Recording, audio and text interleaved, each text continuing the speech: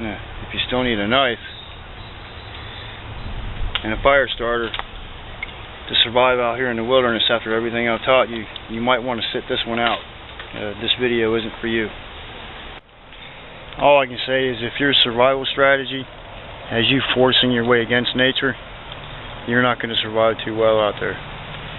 If your survival strategy has you coexisting and working with nature, you will prosper out here. The technologies that I use, a lot of people might say are Native American, but the truth of that is those technologies were passed down to them from people who were far older. But the wilderness lifestyle begins at the dawning of mankind. Yeah, the wilderness lifestyle is my lifestyle. And most sissies would be running from the rain right now.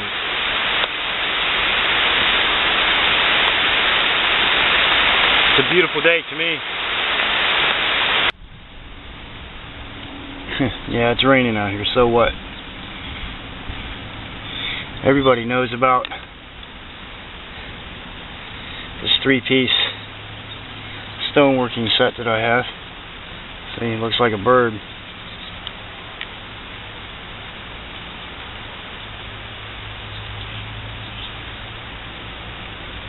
This is one of those technologies that was developed at the dawning of mankind.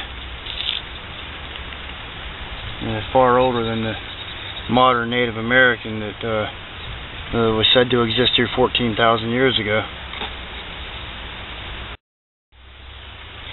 But one of the most important of the stone and bone working tools is the anvil. And the most common anvil is the one that looks like the lemon, like this one here, see? A nice lemon shape, see? And nice pointed ends, see?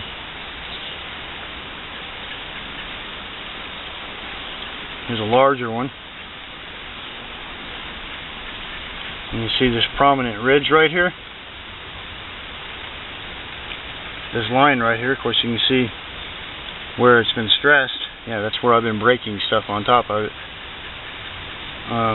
This is a bone working tool, and we can work stones with it too. But this is a bone working tool that I use to break my bones with.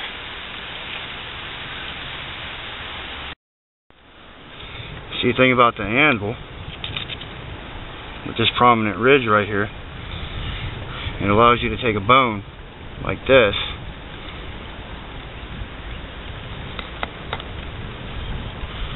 and it allows you to crack it directly in half, just like this. See, to get pieces that look like that.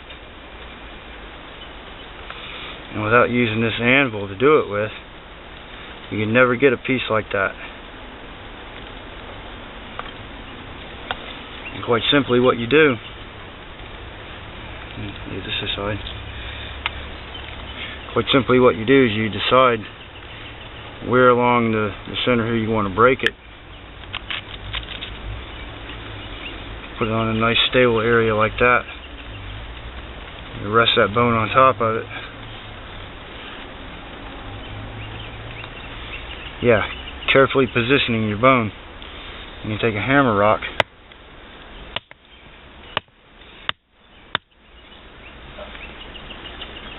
And you see that crack? See? Oh boy, I cracked it right in the center, didn't I?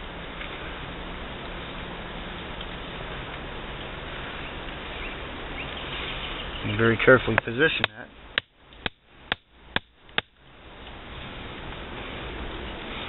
I can extend that crack down the entire length of this bone and break it directly in half.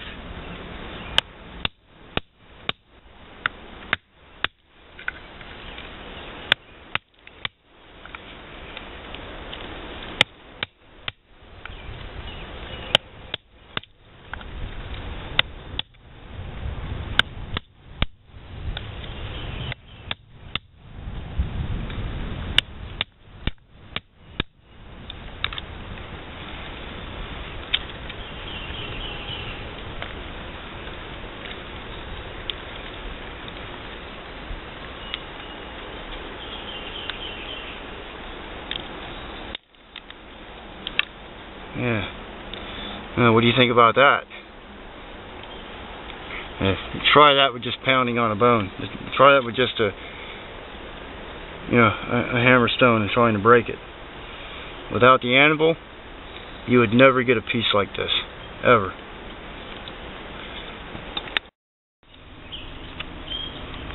You see? It's a repeatable process. And you can do this every time you do it. See?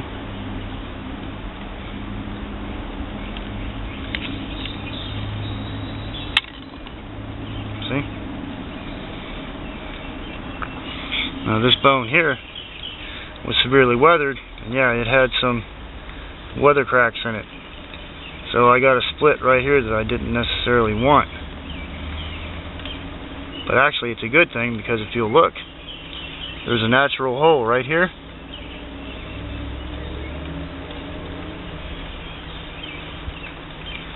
It goes all the way to the inside of the bone. You see the hole right there? That piece right there, I'm going to turn into a needle. And because it broke right alongside that hole, I'm already set up to make that tool out of it. So even though it had that pre-weathered crack in it, it's okay, because I intend to make a needle out of this bone right here. It already has a hole in it, because, well, I don't want to drill a hole.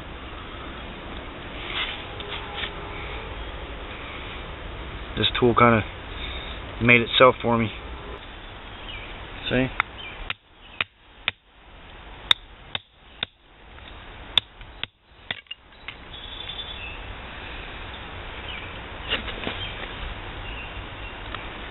Look at that right there.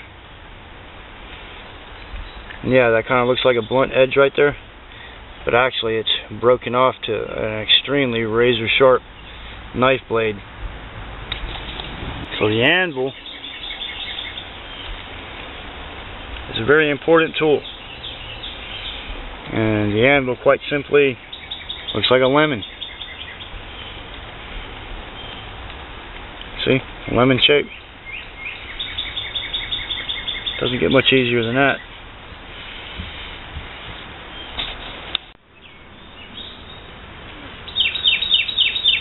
See, no matter what method you use for making your tools, use a predictable method that has you doing the same job the same way every time.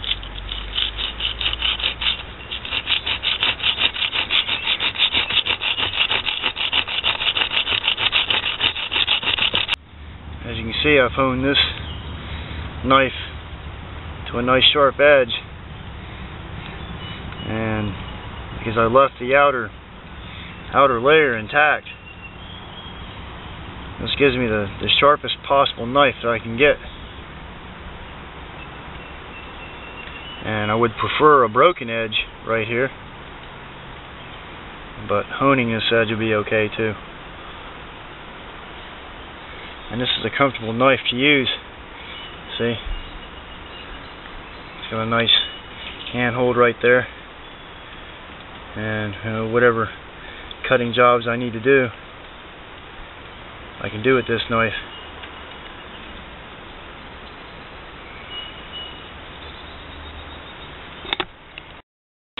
This is an awesome find. This wild spring wheat. I gather as much of this as I can. I'm going to try to make some bread.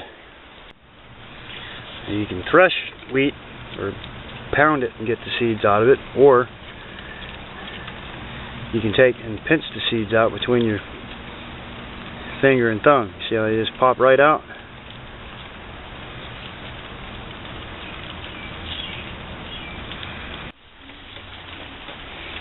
And this is wheat with all the chaff removed.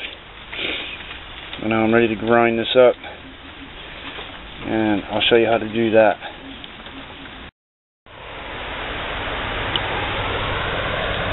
Right here on the edge of this river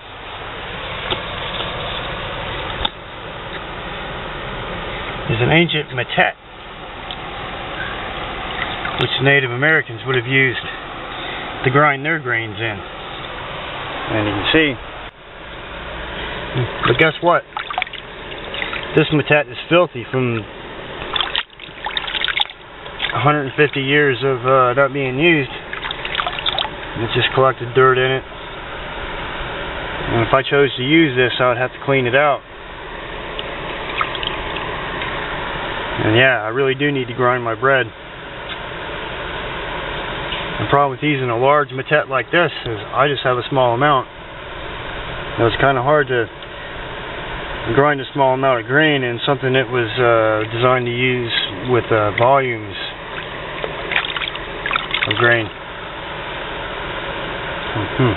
What to do? Two methods of grinding small amounts of grain are to take a fulcrum stone like this. It has a nice bend along the bottom side and a flat rock, and you put your grain on there and rock the stone back and forth like that and grind it like that. And you can also use a matet that looks like this. It involves using two flat stones to put your grain on there and grind like that. But the problem with that is I need to grind a larger volume of material than what those two stones are designed for. Alright, well that's what this matet looks like when it's cleaned out. You can see it's got a kind of an oval shaped bottom to it. It's all nice and rounded out. And this matet right here would have been used mainly for grinding corn in, but I can grind my wheat here just as well. So the grain I've got, my little turtle shell bowl here. I'm going to have to put down in here and grind it up, and it's okay that there's a little bit of water in here because that's exactly the process I need, is to turn this flour into a paste. So there's a little bit of water in the bottom here is going to be perfect.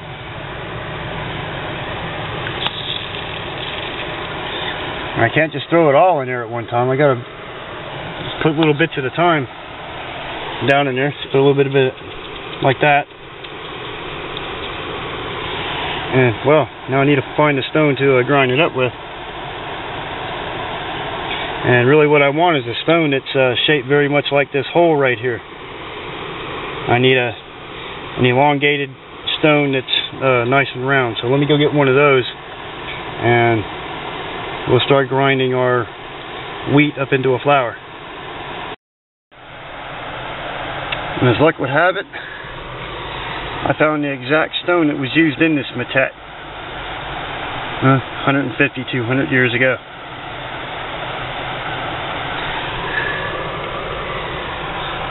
See that? It's a matching stone. Alright. So really, all you gotta do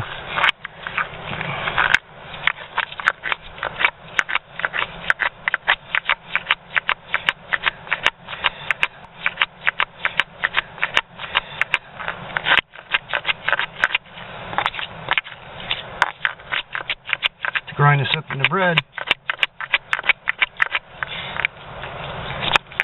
is rub this down in the bottom.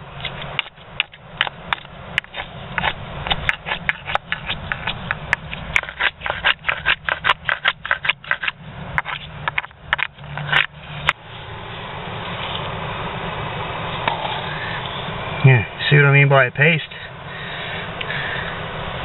Yeah, that's not quite ready yet.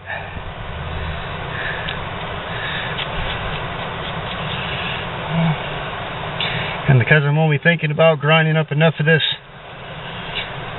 to make a single meal, I really don't need much more.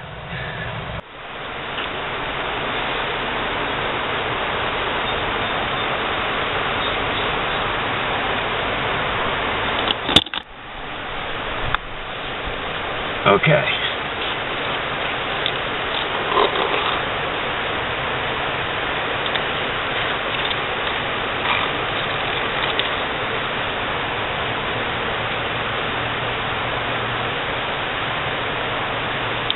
first half of it.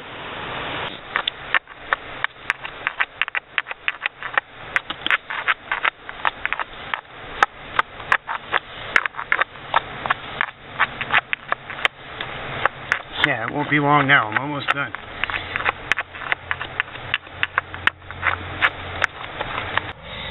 When this Matatus was in daily use,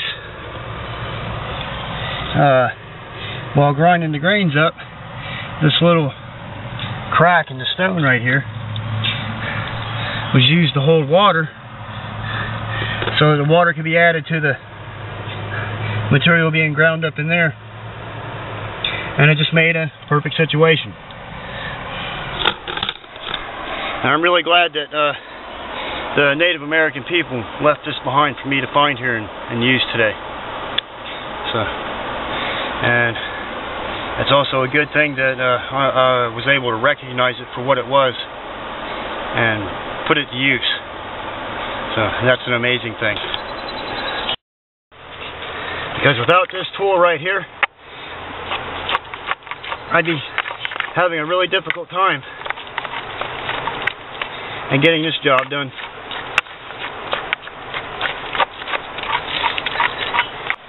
Okay. I don't know. Maybe I didn't quite grind this long enough. And it seems to be pretty good to me. And that statement I made earlier about this being almost too big of a tool for me to use is when you use a tool like this, you have a certain amount of lost material that sticks to the sides of it, and you just can't get that material out of it. Yeah, I may never come back here again to use this, but I'm going to leave it set up ready to use. Leave the stone in there.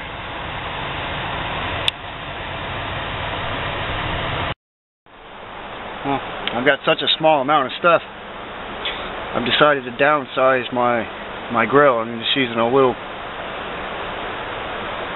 stone about the size of my hand. You can see how thin it is. It'll heat up very quickly, and it'll heat up evenly, and it'll do a good job of cooking these two little pieces of bread that I have. I'll set my bread aside, and I'm going to use my little turtle shell as a bowl for the oil lamp. And I've taken a bracket fungus and a couple stones and put those in there.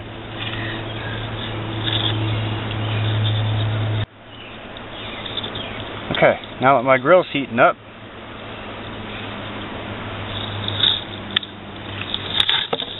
I'll be able to take my bread here.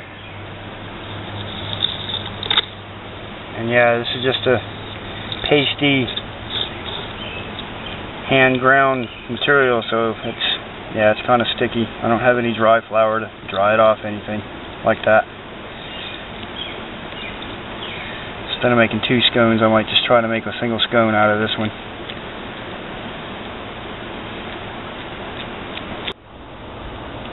See, the whole entire wick is on fire.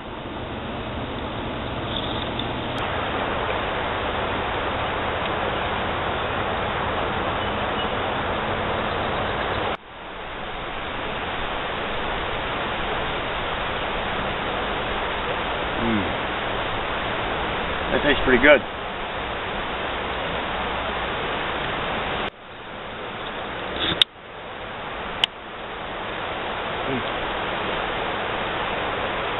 See? You let these cook long enough. Oh boy, nice and steamy. See that? If you let these cook long enough, they'll get really crunchy like crackers. Well, it's time to go. I'll see you next time.